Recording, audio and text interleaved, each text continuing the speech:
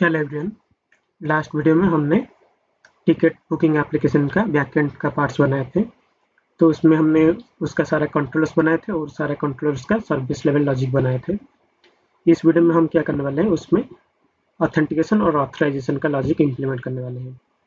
तो अगर आपको ये ऑथेंटिकेशन और ऑथराइजेशन का लॉजिक के बारे में ज़्यादा नहीं पता, उसका कंसेप्ट समझने के लिए मैंने दूसरा वीडियो बनाया है, वो आप देख सकते हो। इस वीडियो में मैं सिर्फ कोडिंग पार्ट कवर करूँगा। तो स्टार्ट करते हैं। तो सबसे पहले तो हमें JWT ऑथेंटिकेशन यूज करना है, इसलिए हम एक पैकेज इंस्टॉल करेंगे। तो इधर टूल्स पे न्यू पैकेज मैनेजर से हम इंस्टॉल करेंगे एक नया पैकेज। तो हमारा पैकेज होगा JWT Bearer। आप सिंपली सर्च कर सकते हो JWT Bearer।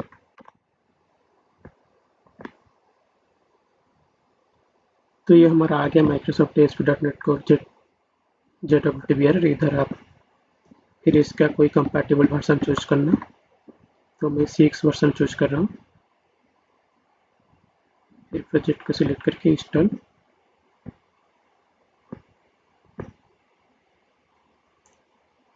तो ये हमारा इंस्टॉल हो गया पैकेज। तो इधर आप इंस्टॉल पे भी चेक कर सकते हो। तो ये हमारा इंस्टॉल में आ गया JWT Bearer वाला पैकेज। अब हम इसको यूज कर सकते हैं। तो इसको हम यूज करेंगे program.cs में।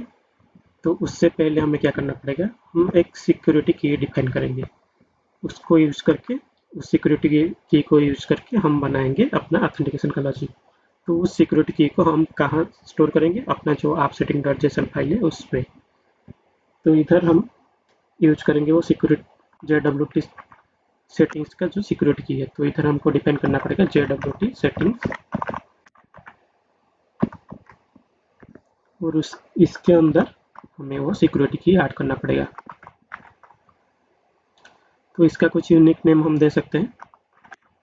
तो इसका नेम मैं दूंगा सिक्योरिटी की। इसका नेम आप सिक्योरिटी की देख सकते हो, या फिर सीक्रेट की और कुछ। फिर इधर हमको कुछ सिक्योरिटी की देना पड़ेगा। तो इधर हम एक रैंडम की देंगे। तो आप कोई भी रैंडम की दे सकते हो, वो आपके पास प्राइवेट रहना चाहिए। और थोड़ा मतलब ज़्यादा लेंथ का की देना, क्योंकि कभी ये छोटा वाला की एक्सेप्ट नहीं करता है JWT। तो इधर कुछ रैंडम की से देना। फिर इधर इसको कंप्लीट करने के लिए इधर कमा रहेगा। तो ये हमारा बन गया सिक्योरिटी की। इसको यूज करके हम बनाएंगे JWT टोकन। नेक्स्ट हम program.cs में ऐड करेंगे ये ऑथेंटिकेशन, JWT ऑथेंटिकेशन। तो इधर builder dot services dot add authentication.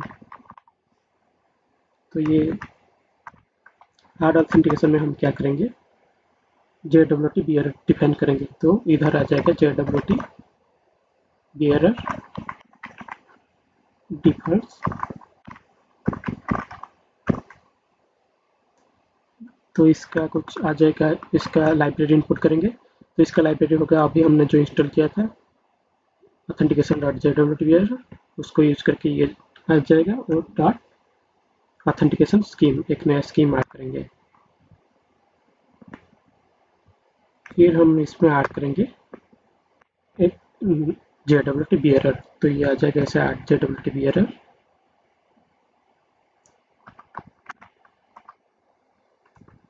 और इसको कंप्लीट करना ब्रैकेट देके, और इस JWT Bearer के अंदर हम प्रोवाइड करेंगे इसका ऑप्शंस। तो इधर आ जाएगा ऑप्शंस डॉट। तो इधर ऑप्शंस में हम इसका JWT का जितने भी टोकन वैलिडेशन पैरामीटर है वो सब डिफाइन करेंगे। तो इधर आ जाएगा token validation parameters equal to new token validation parameters. तो ये से आ जाएगा न्यू टोकन वैलिडेशन पैरामीटर्स। ये यूजिंग स्टेटमेंट को आप नेगलेक्ट कर सकते हो।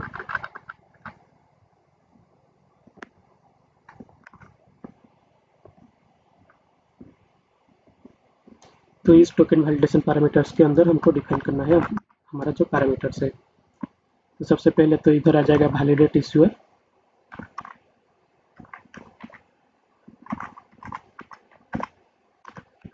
Equal to. तो इधर आ जाएगा हमारा ट्रू। नेक्स्ट सिमिलरली ऐसे validate audience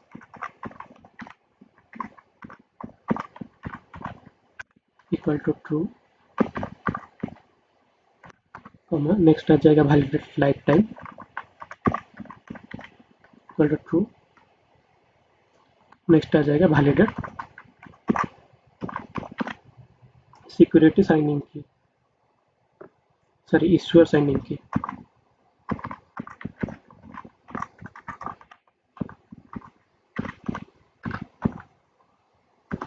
equal to true. तो ये चारों चीज़ हम वैलिडेट करेंगे और उसको डिफाइन भी करना पड़ेगा कि वैलिडेट इश्यूअर क्या होगा।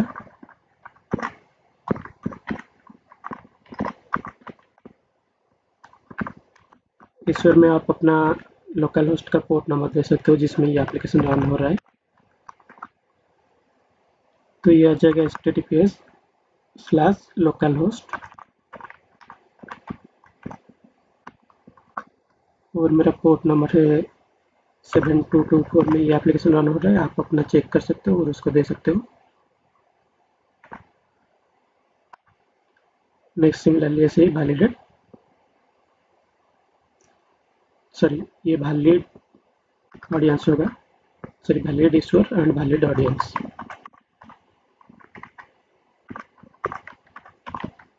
इक्वल टू वही सेम चीज़ देना। तो आप अपना प्रोजेक्ट को रन करके अपना पोर्ट का नेम देख सकते हो और उसको दे सकते हो।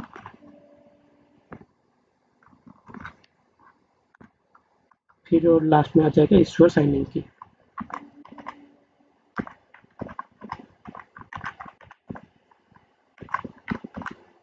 इक्वल टू, तो इधर हम डिफाइन करेंगे न्यू सिमेट्रिक सिक्योरिटी की।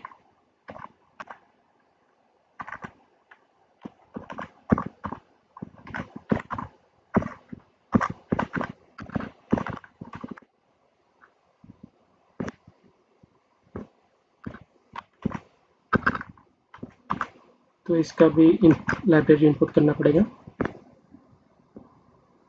तो ये ऑलरेडी इनपुट हो गया है। नेक्स्ट इसके अंदर आ जाएगा हमारा, डिफाइन करेंगे हम अपना सिक्योरिटी की।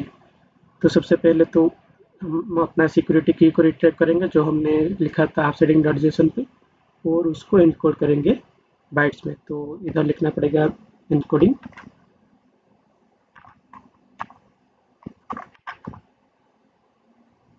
डॉट,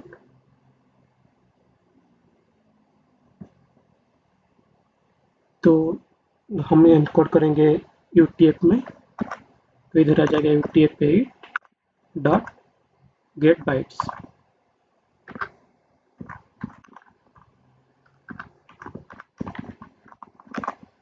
और इधर गेट बाइट्स के अंदर हम रिट्राइव करेंगे जो हमने स्टोर किया था आपसे सेशन में। तो उधर ऐसे ही बिल्डर डॉट कॉन्फ़िगरेशन के अंदर है वो अपसेटिंग डॉट जेसन में, तो बिल्डर डॉट कॉन्फ़िगरेशन,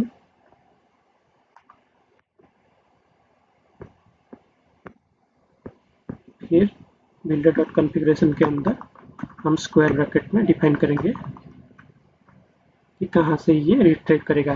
तो इधर हम अपना रिट्राइव जो जहाँ से करना है वो कॉपी कर सकते हैं, मतलब नेम सेम होना चाहिए बस। तो ये JWT सेटिंग्स और ये सिक्योरिटी की का स्पेलिंग ठीक होना चाहिए, इसलिए हम ये दोनों को कॉपी कर रहे हैं। तो आप ऐड करके लिख सकते हो। फिर इसको हमको कॉन्फ़िगरेशन के अंदर लिखना है।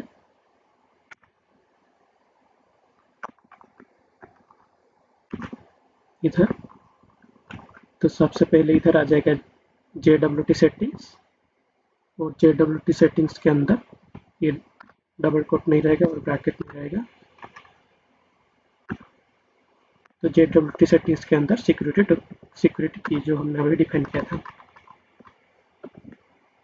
और यह एक एक्स्ट्रा डबल कोट चला जाएगा। तो ये हमारा सिक्योरिटी की भी आ गया और ये इनकोडिंग के लिए इधर इसका लाइब्रेरी ऐड करना पड़ेगा जो कि सिस्टम डॉट टेक्स्ट।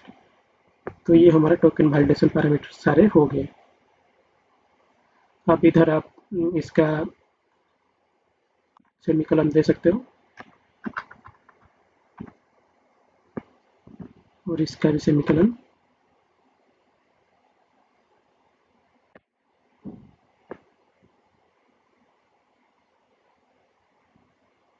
तो ये इधर जो दो एक्स्ट्रा आ गए।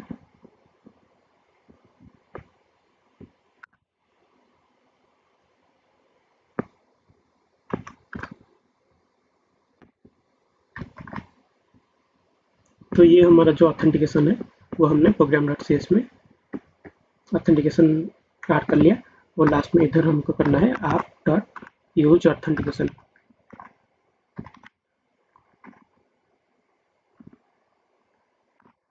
तो इधर हमारे पास ऑलरेडी नीचे app.use ऑथराइजेशन है।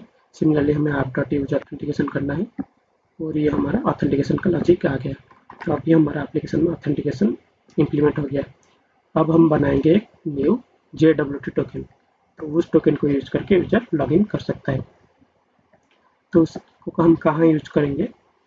तो हमारा जो यूजर कंट्रोलर है, उसमें जब यूजर लॉगिन करता है तो वहाँ पर हम ये बनाएंगे कि JWT टोकन भेजेंगे। लेकिन उसका लॉजिक कहाँ लिखेंगे? लॉजिक लिखेंगे ऑथ सर्विस, ये जो हमारा ऑथेंटिकेशन का सर्विस बनाया था, सर्विस लेवल लॉजिक, उसके अंदर हम बनाएंगे, उस JWT टोकन को बनाएंगे। तो वो JWT बनाने के लिए हमें वही सेम यही सिक्योरिटी की चाहिए। तो उसके लिए हम क्या करेंगे, इधर एक नया कॉन्फ़िगरेशन डिफाइन करेंगे जिसके थ्रू हम रिट्राइव कर सकते हैं वो सिक्योरिटी की को। तो इधर आ जाएगा प्राइवेट रीड ओनली। तो हम आई कॉन्फ़िगरेशन का यूज करेंगे,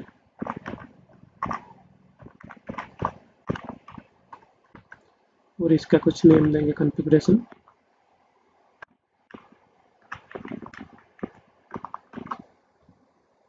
सेम इसको कंस्ट्रक्टर में इंजेक्ट करेंगे। तो ये हो गया हमारा। अब इस कॉन्फ़िगरेशन से हम सिक्योरिटी की को रिट्राइव करके बना सकते हैं JWT टोकन। तो इधर हम न्यू मेथड बनाएंगे, उसका नेम होगा जनरेट JWT टोकन। तो होगा पब्लिक, और इसका रिटर्न टाइप होगा स्ट्रिंग, क्योंकि हम एक token as a string return करेंगे। तो इसका नेम जनरेट JWT टोकन, और इसमें पैरामीटर में हम लेंगे लॉगिन डिटेल। सेम वही लॉगिन डिटेल को लेंगे, और उससे हम यूजर का इंफॉर्मेशन रिट्राइव करेंगे। आप चाहे तो पूरा यूजर का जो डिटेल्स है उसको पैरामीटर में भी ले सकते हो, या फिर सिंपली लॉगिन डिटेल को ले सकते हो। नेक्स्ट हम क्या करेंगे, सबसे पहले तो टोकन जनरेट करने के लिए हमें वो कॉन्फ़िगरेशन की चाहिए जो हमने स्टोर किया था appsetting.json में। तो इधर ये जो हमने कॉन्फ़िगरेशन बनाया था, तो उसको यूज करेंगे इस टोकन को रिट्राइव करने के लिए। तो उस टोकन को रिट्राइव करने के बाद हमारा, अगर हम program.cs में जाएंगे, तो इधर हमने जो इश्यूर साइनिंग की जो बना रहे हैं उसको इनकोड कर रहे हैं गेट बाइट्स में। सिमिलरली हम टोकन बनाते टाइम भी वही करेंगे। तो इधर सबसे पहले एक की बनाएंगे जिसमें स्टोर करेंगे वो जो कॉन्फ़िगरेशन की है। कैसे स्टोर करेंगे, उसको एनकोड करके बाइट्स में। तो इधर बाहर की इक्वल टू एनकोड एनकोडिंग। तो ये एनकोडिंग आ जाएगा सिस्टम डॉट टेक्स्ट का डॉट, और इसमें आ जाएगा UTF-8 डॉट, और इसमें हम ऐड करेंगे गेट बाइट्स का।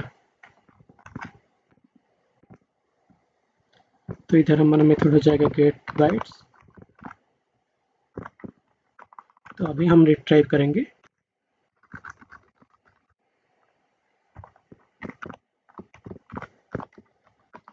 और गेट बाइट्स के अंदर हम रिट्राइव करेंगे वो कॉन्फ़िगरेशन का जो सिक्योरिटी की है। तो इधर कॉन्फ़िगरेशन, तो कॉन्फ़िगरेशन में हम सिक्योरिटी को जब program.cs में जैसे आ रहे थे इधर भी सेम पाएंगे, लेकिन program.cs में हमारे पास builder डॉट कॉन्फ़िगरेशन था, इसलिए हम डायरेक्टली उसको यूज कर रहे थे। इधर डिपेंडेंसी इंजेक्शन के थ्रू हम कॉन्फ़िगरेशन को पा रहे हैं, लेकिन ये जो सिक्योरिटी की है वो सेम, इसको कॉपी कर सकते हो JWT सेटिंग सिक्योरिटी की। तो वही इस कॉन्फ़िगरेशन के अंदर भी सेम ऐसे ही पा सकते हैं हम अपना सिक्योरिटी की को। तो ये हमारा सिक्योरिटी की हो गया। अब इसको हम स्टोर कर रहे हैं एक की के अंदर। अब नेक्स्ट क्या करेंगे, उस की को यूज करके हम बनाएंगे एक JWT टोकन। तो इधर आ जाएगा बाहर JWT टोकन, इसका आप कुछ भी नेम दे सकते हो। तो इस वेरिएबल में हम बनाएंगे एक नया JWT टोकन। तो इधर न्यू JWT सिक्योरिटी टोकन।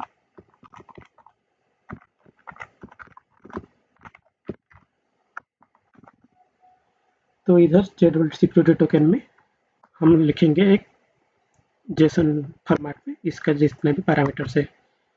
तो इधर अगर हम जेसन में लिख रहे हैं तो इसको जेसन फॉर्मेट के अंदर जैसे कॉलम देख के लिखना पड़ेगा। तो इधर प्रोग्राम डॉट सी एस में जितने भी पैरामीटर लिख रहे थे इधर इक्वल टू देख के लिख रहे थे। तो सिंपली आप इसको वैलिडेट इश्यूअर और ऑडियंस को कॉपी कर सकते हो। सॉरी, ये दोनों हमारा लोकल होस्ट का पोर्ट जो वैलिडेट इश्यूअर और ऑडियंस थे और उसको पेस्ट कर सकते हो। तो इधर हमारा जो वैलिडेट, तो इधर इसका नेम होगा सिंपली इश्यूअर और इस ऑडियंस का नेम होगा सिंपली ऑडियंस। और इधर क्योंकि हम जेसन फॉर्मेट में लिखेंगे, क्योंकि JWT टोकन है जेसन वेब टोकन, तो इधर जेसन फॉर्मेट में इक्वल टू के जगह कॉलम आ जाएगा। तो ये हमारा कॉलम देके हमने दो पैरामीटर डिफाइन कर लिया। अब जो नेक्स्ट पैरामीटर रहता है वो है क्लेम्स। तो क्लेम्स के अंदर आप कोई भी यूजर का प्रॉपर्टी भेज सकते हो। तो हम सिंपली यूजर का रोल या फिर यूजर का टाइप वही भेजेंगे, सिर्फ एक प्रॉपर्टी, क्योंकि वो हमें चाहिए ऑथराइजेशन के लिए। तो इधर आ जाएगा हमारा न्यू क्लेम।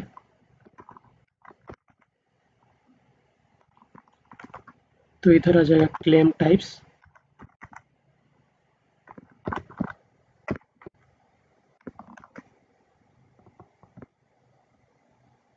तो क्लेम टाइप्स डॉट हमारा आ जाएगा क्लेम टाइप्स ये है रोल। और इस रोल हमारा कौन सा रोल होगा, इधर लॉगिन डिटेल में जो हमारा यूजर टाइप है। तो इसको कॉमा देके login detail dot user type. तो इसको हम स्टोर करेंगे क्लेम टाइप्स डॉट रोल में।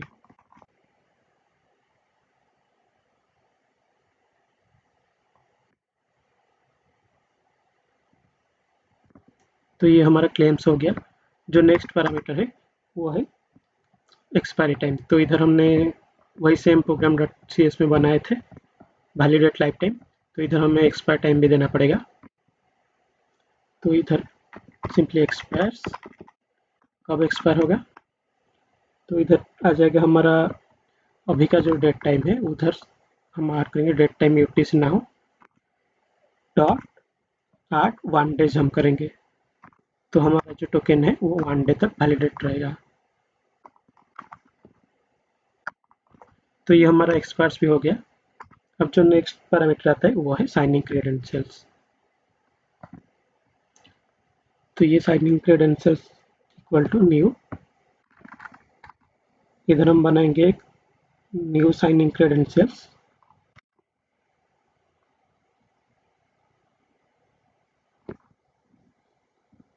तो ये हमारे कॉन्फ़िगरेशन से ऑलरेडी ये ला चुके हैं और इनकोड कर चुके हैं। तो इसीलिए हम इसको सिंपली वही की को यूज करेंगे, क्योंकि हमने कॉन्फ़िगरेशन से ऑलरेडी ला के उसको बाइट्स में कन्वर्ट करके की में स्टोर किया हुआ है। तो इधर हम सिंपली लिखेंगे न्यू सिमेट्रिक सिक्योरिटी की।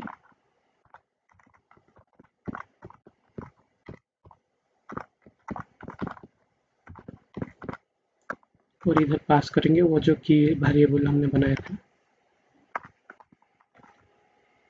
तो उसको यूज करेंगे। और इसका यूजिंग स्टेटमेंट, और जो नेक्स्ट पैरामीटर है इसका वो आ जाएगा सिक्योरिटी एल्गोरिथम कौन सा हम यूज करने वाले हैं। तो इधर सिक्योरिटी एल्गोरिथम्स डॉट हम यूज करेंगे HMAC एल्गोरिथम, HMAC 256 सिग्नेचर। तो इसको यूज करेंगे। तो ये हमारा सारा जो पैरामीटर जितना था वो सब हो गया। फिर अभी हम क्या करेंगे, ये हमारा क्लेम स्टोर हो गया, और क्लेम्स, इस क्लेम्स को बना के, और ये जो सिक्योरिटी साइनिंग क्रेडेंशियल्स है उसको बना के हमारे पास एक JWT टोकन आ गया। अब हम इस JWT टोकन को स्ट्रिंग में कन्वर्ट करेंगे। तो उसके लिए हमें चाहिए एक टोकन हैंडलर। तो हम इसे लिखेंगे बाहर, इसका नेम देंगे suppose token handler equal to new JWT security token handler.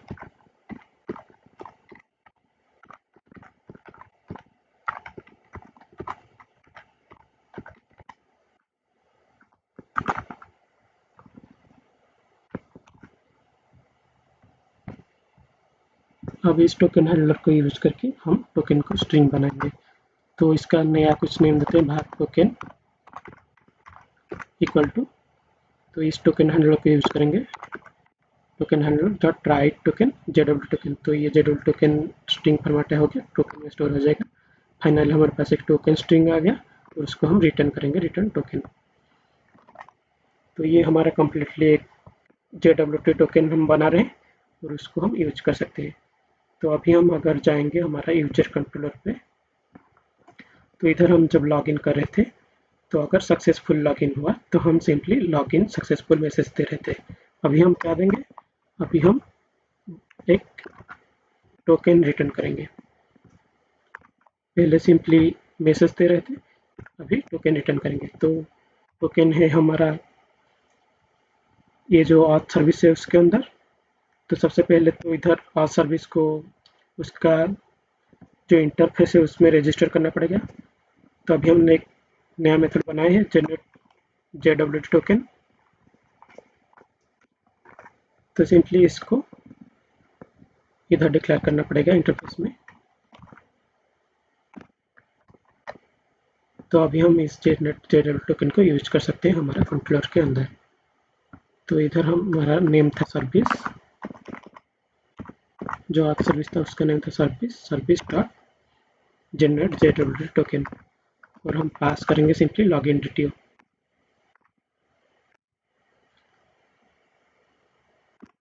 और जो हमारा ये हमारा रिटर्न करेगा एक टोकन, उसको हम ऐसे स्टोर कर सकते हैं बाहर टोकन इक्वल टू ये जनरेट JWT टोकन। अब हम ओके रिजल्ट के अंदर उस टोकन को रिटर्न कर सकते हैं।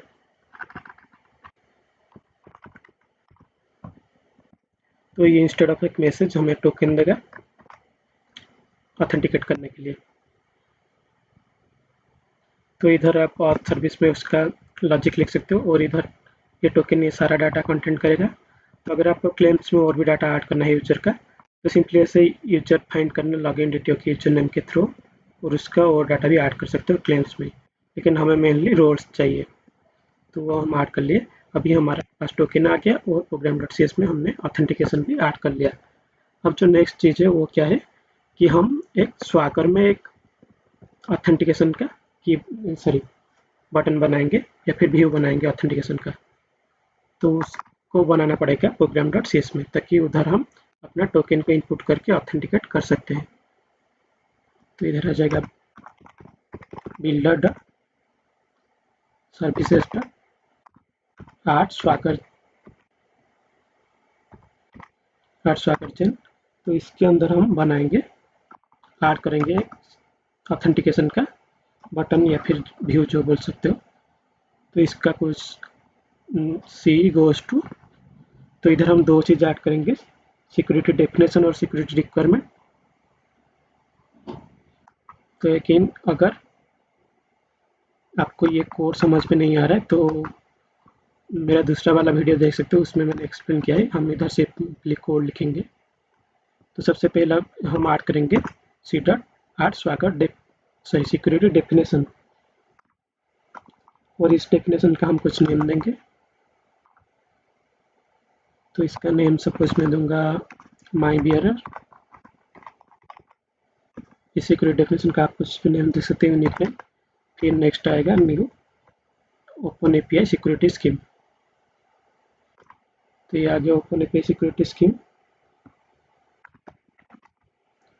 तो इसके अंदर आप ऐड कर सकते हो।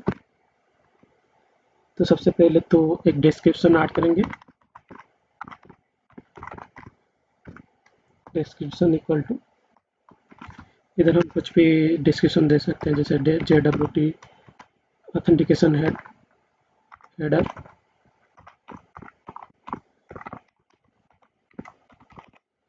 नेक्स्ट जो पैरामीटर आएगा वो आ जाएगा हमारा नेम,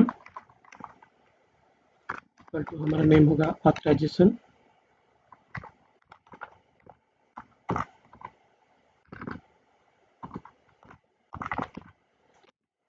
नेक्स्ट जो पैरामीटर आएगा वो होगा इन, जिसमें हम पैरामीटर का लोकेशन देंगे। तो ये आ जाएगा पैरामीटर लोकेशन डॉट हेडर। आप इस लाइब्रेरी को भी नेगलेक्ट कर सकते हो।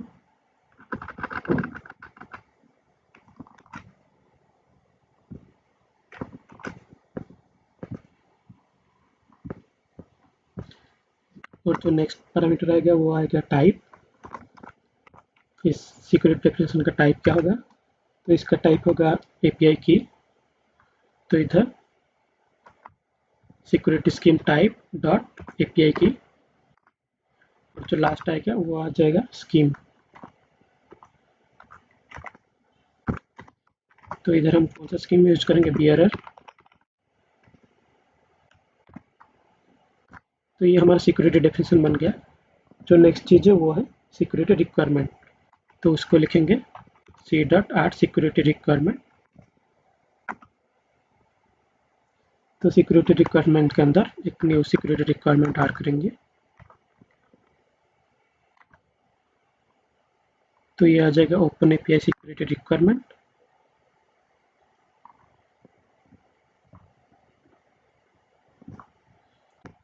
तो अब इसके अंदर दो चीज़ रहेगा। एक तो रहेगा एक हमारा एक ओपन API सिक्योरिटी स्कीम रहेगा और एक लिस्ट रहेगा। तो सबसे पहले हम ऐड करते हैं सिक्योरिटी स्कीम को, new open API security scheme.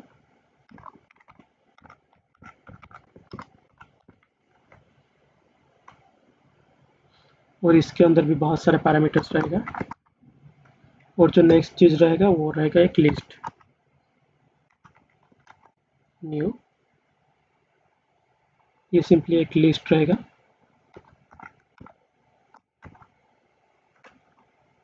List of string.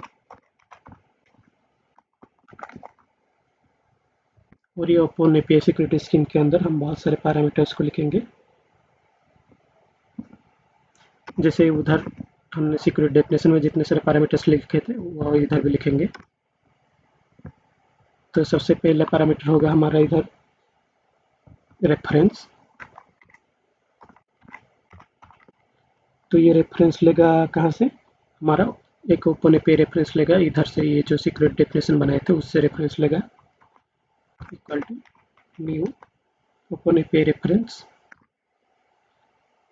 और इधर ओपन API रेफरेंस में हम बनाएंगे ये जो माई बियरर था उसी से रेफरेंस लेंगे। तो इधर आईडी हमारा, सॉरी, हाँ, आईडी हो जाएगा ये जो हमने अभी निकनेम दिया था माई बियरर, वो हो जाएगा हमारा आईडी। अब जो नेक्स्ट आ जाएगा वो आएगा टाइप। तो इसका टाइप हो जाएगा सिक्योरिटी स्कीम। तो इधर reference type dot security scheme. तो ये हमारा रेफरेंस हो गया। अब और भी पैरामीटर्स है। जो नेक्स्ट है वो है स्कीम, या फिर इन लोकेशन आप दे सकते हो। तो इसका इन लोकेशन भी सेम होगा, पैरामीटर लोकेशन डॉट हेडर। जो नेक्स्ट पैरामीटर है वो है टाइप, इक्वल टू, तो इसका जो टाइप है वो हो जाएगा हमारा security scheme type dot API की। या फिर आप इस इधर टाइप को भी नेगलेक्ट कर सकते हो, सिंपली इसका कुछ नेम दे सकते हो और स्कीम दे सकते हो। तो इधर नेम इक्वल टू ऑथराइजेशन, या फिर इसका नेम, क्योंकि ये बियरर है रिक्वायरमेंट हमारा बियरर है तो इसका नेम हो जाएगा बियरर। और जो लास्ट में जो है हमारा जो इसका जो स्कीम है, इधर हमारा स्कीम बियरर था क्योंकि ये डेफिनेशन था, लेकिन इधर सिक्योरिटी रिक्वायरमेंट में हम जो स्कीम यूज करेंगे वो होगा और जो कि JWT का लाटेस्ट सिक्योरिटी स्कीम है। तो इधर आप स्कीम दे सकते हो इक्वल टू, तो ये हमारा स्कीम हो जाएगा ओ और तो ये हमने सारा पैरामीटर्स लिख लिया। तो अभी हम ये सिक्योरिटी स्कीम और लिस्ट को ब्रेसेस के अंदर ऐड करेंगे ताकि एरर चला जाएगा।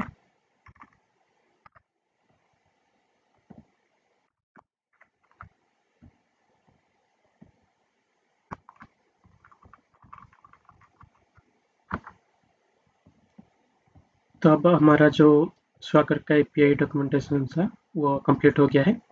अब हम अपने कंट्रोलर्स में ऑथराइज एट्रीब्यूट ऐड करेंगे। तो सारे कंट्रोलर्स में इंडिविजुअली ऑथराइज एट्रीब्यूट ऐड करना पड़ेगा उनका रेस्पेक्टिव एंड पॉइंट के लिए। तो सबसे पहले देखते हैं मूवी कंट्रोलर। तो ये जो मूवी कंट्रोलर है ये पूरा कंट्रोलर को एडमिन ही एक्सेस कर सकता है, उसमें मूवी ऐड कर सकता है, गेट कर सकता है, अपडेट कर सकता है, डिलीट कर सकता है। इसीलिए हम इसको क्या करेंगे, इसको सीधा कंट्रोलर लेवल पे इसका ऑथराइज एट्रीब्यूट पुट कर सकते हैं। तो इधर सिंपली ऑथराइज एट्रीब्यूट पुट करना और ये इसका लाइब्रेरी होगा ASP.NET Core.Authorization और इसमें हम रोल्स दे सकते हैं एडमिन।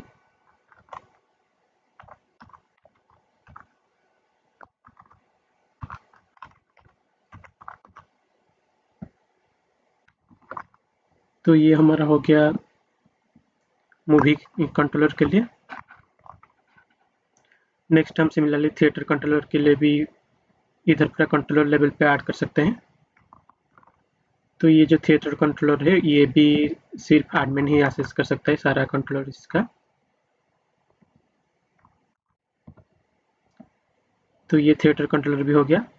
नेक्स्ट जो हमारा शो कंट्रोलर है, इस शो कंट्रोलर में शो आर्ट तो एडमिन कर सकता है, अपडेट डिलीट कर सकता है, लेकिन ये जो गेट अल वाला मेथड है इसको यूजर भी एक्सेस कर सकता है, क्योंकि ये जो लिस्ट ऑफ शोज ये भी यूजर को दिखाएगा ताकि वो मूवी बुक कर सके, टिकट बुक कर सके।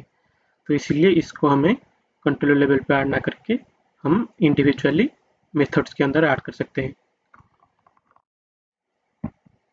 तो सबसे पहले 800 ये सिर्फ एडमिन कर सकता है।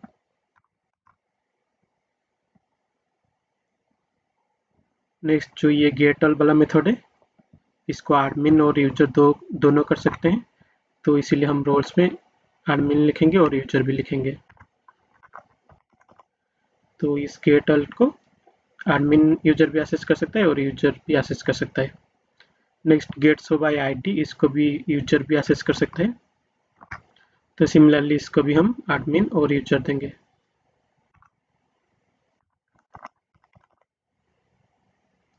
और अपडेट डिलीट ऐसे ही सेम, इसको अपडेट को सिर्फ एडमिन ही एक्सेस कर सकता है और डिलीट को भी सिमिलरली सिंपली एडमिन ही एक्सेस कर सकता है।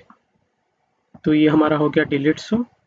नेक्स्ट हम देखेंगे अगर यूजर कंट्रोलर पे, तो यूजर कंट्रोलर पे ये जो ऐड यूजर वाला मेथड है ये हमारा साइन अप वाला मेथड है। तो जब यूजर साइन अप करेगा तो ऑलरेडी उसके पास टोकन नहीं होगा, तो उसके लिए इसको ऑथराइजेशन की ज़रूरत नहीं है। नेक्स्ट लॉगिन के लिए भी ऑथराइजेशन की ज़रूरत नहीं है, लॉगिन करने के बाद ही ऑथराइज एट्रीब्यूट यूज होगा। नेक्स्ट होगा गेट यूजर बाय आईडी, यहाँ पर ज़रूरत होगा ऑथराइज का। तो ये गेट यूजर बाय आईडी को कौन एक्सेस कर सकता है, एडमिन एक्सेस नहीं कर सकता है, सिर्फ यूजर एक्सेस कर सकता है। यूजर सिर्फ यूजर का इंफॉर्मेशन देख सकता है, तो यहाँ पर सिर्फ यूजर होगा। नेक्स्ट जो है अपडेट यूजर, ये भी सिर्फ यूजर ही कर सकता है, अपना डिटेल्स अपडेट कर सकता है। तो इधर भी अपडेट यूजर ही होगा। और डिलीट यूजर, ये यूजर भी कर सकता है अपना अकाउंट डिलीट या फिर एडमिन। तो फिलहाल हम इसको सिर्फ यूजर ही रखते हैं। तो ये डिलीट यूजर वाला भी हो गया और लास्ट में बचा टिकट कंट्रोलर। तो इसमें भी ऐसे ऐड कर सकते हैं। तो टिकट 8 टिकट कौन कर सकता है? सिर्फ यूजर ही टिकट 8 कर सकते हैं, टिकट कर सकता है। तो अगर आप एडमिन के लिए भी ये रोल देना चाहोगे तो एडमिन भी लाइक टिकट बुक कर सकता है एक यूजर के लिए, लेकिन वो हम इम्प्लीमेंट नहीं कर रहे हैं। तो इधर आप सिंपली यूजर रख सकते हो। और गेट ऑल टिकट्स भी, ये गेट ऑल टिकट्स का कोई ज़रूरत नहीं है, क्योंकि किसी ने भी पूरा सारा टिकट्स नहीं दिखेगा। इसके इंस्टेड हम gate tickets by user ID, simply एक यूजर आईडी के लिए गेट टिकट्स देख सकते हैं। तो वो मेथड हमको, ये मेथड को चेंज करना पड़ेगा। इसको हम बाद में चेंज करेंगे, अभी सिर्फ ऑथराइजेशन का देखेंगे। तो नेक्स्ट जो मेथड है ये है गेट टिकट बाय आईडी। तो इसको भी सिर्फ यूजर ही देख सकता है अपना टिकट, तो इसको भी यूजर करेंगे, इसका रोल यूजर। और नेक्स्ट जो है अपडेट टिकट, इसको भी हम इम्प्लीमेंट नहीं कर रहे हैं। नेक्स्ट जो है डिलीट टिकट, इसको भी अगर आप देना चाहोगे तो यूजर दे सकते हो, अपना टिकट डिलीट कर सकता है।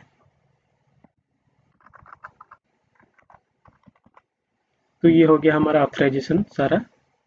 तो इसको हम रन करके चेक कर सकते हैं कि जो रोल हमने डिफाइन किया उसके अकॉर्डिंग ऑथराइज कर पा रहे हैं कि नहीं। और जो हमने टोकन बनाया उसके थ्रू हम एक्सेस कर सकते हैं कि नहीं एंड पॉइंट को।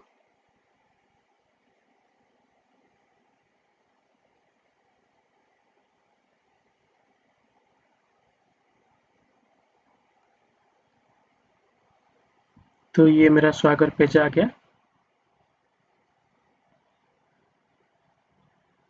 और इधर मेरा ऑथराइज वाला बटन आ गया जो हमने अभी स्वागर में ऐड किया है, ऑथराइज वाला। तो एक एंड पॉइंट को ट्राई करते हैं, सपोज गेट ऑल मूवीज।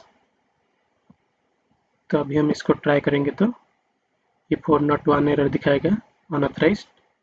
तो एक बार लॉगिन करके ट्राई करते हैं।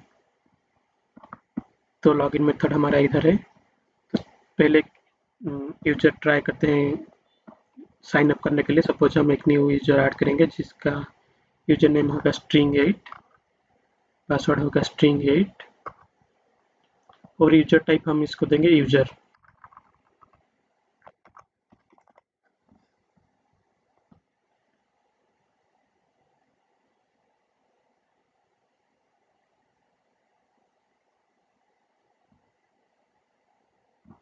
तो ये हमारा सक्सेसफुली साइन अप हो गया। नेक्स्ट हम लॉगिन भी ट्राई कर सकते हैं वही सेम यूजर के लिए। तो ये हमारा था string8 यूजर नेम, और पासवर्ड था string8, और यूजर टाइप था यूजर।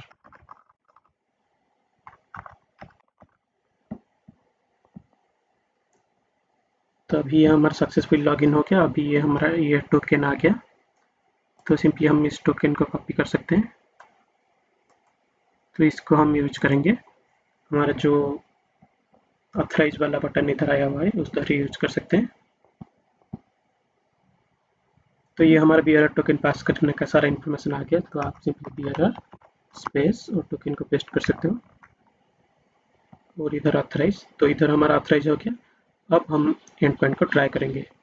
तो अभी हम आज यूजर लॉगिन किए हैं, तो ऐसा कोई एंड पॉइंट चूज करेंगे जो यूजर एक्सेस कर सकता है।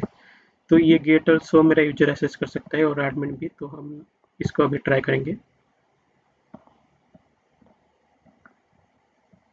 तो ये मुझे सक्सेसफुली 200 रिजल्ट दिखा दिया जो भी हमारे पास सोच है। तो क्योंकि हमने एज ए यूजर लॉगिन किया है, तो और ये गेट ऑल्सो को यूजर एक्सेस कर सकता है, तो इसीलिए ये आ गया। ये जो गेट ऑल मूवीज वाला मेथड है इसको सिर्फ एडमिन एक्सेस कर सकता है, और हम आज ए यूजर लॉगिन किए हैं। तो ये हमें 403 एरर दिखाएगा। तो हमारा ऑथेंटिकेशन और ऑथराइजेशन ठीक से काम कर रहे हैं। अब हम नेक्स्ट क्या करेंगे? अब हम नेक्स्ट फ्रंट एंड बनना स्टार्ट करेंगे। तो इधर हमारा बैकएंड कंप्लीट तो नहीं हुआ, लेकिन अगर बैकएंड में कोई चेंज करने की ज़रूरत पड़े तो हम चेंज भी करेंगे रिटर्न आके। लेकिन अभी हम फ्रंट एंड देखेंगे। तो अगर आप अभी तक आपने चैनल को सब्सक्राइब नहीं किया तो सब्सक्राइब कर सकते हो। तो नेक्स्ट वीडियो से हम फ्रंट एंड स्टार्ट करेंगे। Thank you.